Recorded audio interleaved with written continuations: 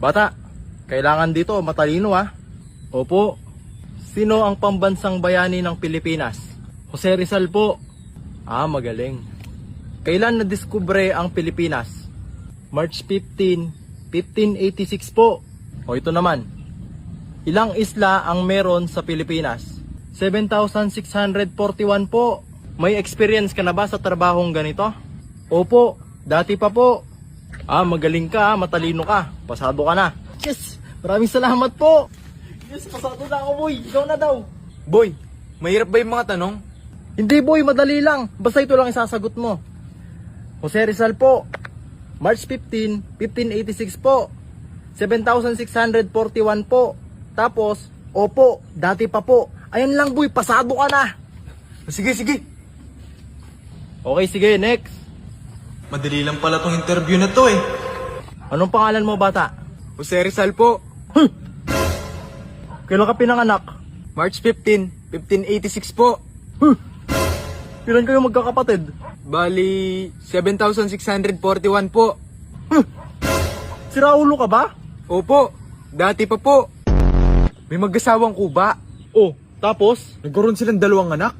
Babae tsaka lalaki. Kuba din. Kuba din yung anak nila. Oo. Tapos nung nag-asawa yung lalaki nilang anak, nagkaroon siya ng 4 na anak.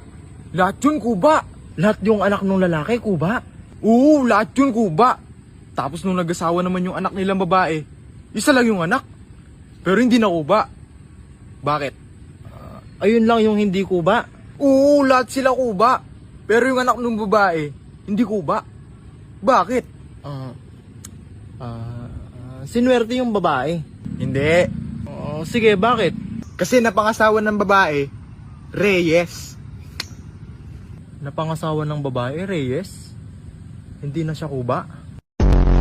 10, 20, 30, 40, 50. Anong kasunod ng 50? 60. Mali. Paano naging mali yun? Ang kasunod ng 50, 51.